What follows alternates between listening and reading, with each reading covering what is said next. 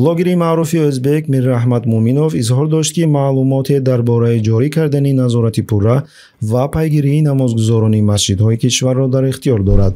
Дар ин бора ӯ дар саҳифаи худ дар Фейсбук хабар дод. Ба Кумитаи корҳои дин ва идораи мусалмонони Ӯзбекистон якҷоя бо Вазорати корҳои дохилӣ супориш дода шудааст, ки рӯйхати намозгузорони доимии масҷидҳоро тартиб диҳанд.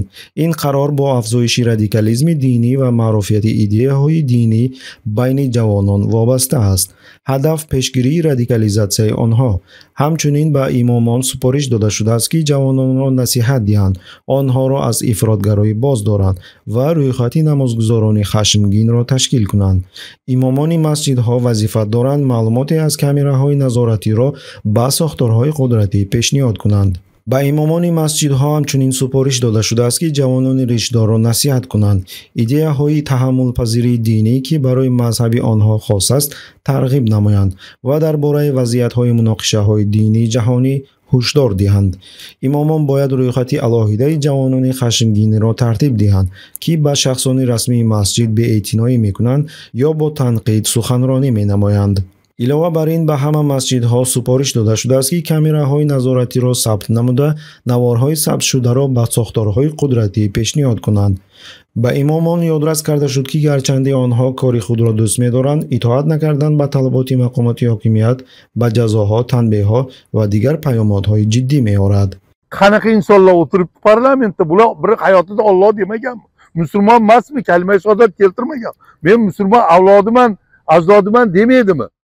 ёдовар мешавем, ки рӯйхати сиёҳи фаъолони динӣ аз ҷониби президенти қаблии Ӯзбекистон Ислом Каримов дар доираи муборизаи бесобиқа, ки барои пешгирии эҳёи динию сиёсӣ дар кишвар анҷом медод, ҷорӣ шуда буд.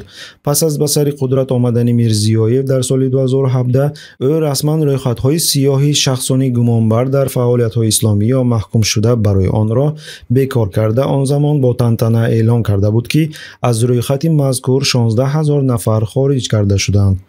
дар соли 2019 намояндаи котиби ваколатдор оид ба ҳуқуқи инсон Саидбек Азимов изҳор дошт, ки дар Ӯзбекистон дигар чунин ҳисоботи фаъолони динӣ гузаронида намешавад ва дигар ҳеҷ гуна рӯйхатҳои сиёҳ вуҷуд надоранд.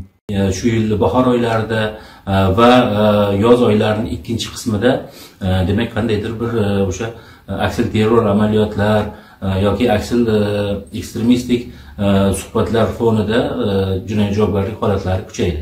нозирон қайд мекунанд, ки агар чунин рӯйхати намозгузорони масҷидҳо тартиб дода шаванд ва назорат аз болои онҳо ҷорӣ гардад, ин амалия маънои на танҳо бозгашт ба гузашта, балки маънои афзоиши фишор ба аҳолиро дорад.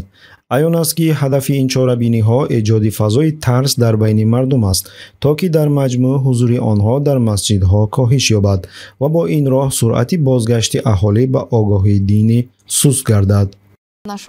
Постоянно тоже упрекали меня. Милиция звали. Постоянно говорили, чтобы я сняла вот это. Постоянно домой приходили милиция, из милиции. Тоже нехорошо жили. При Каримове тоже. А при Мирзиёеве вообще меня всей семьей посадили в тюрьму.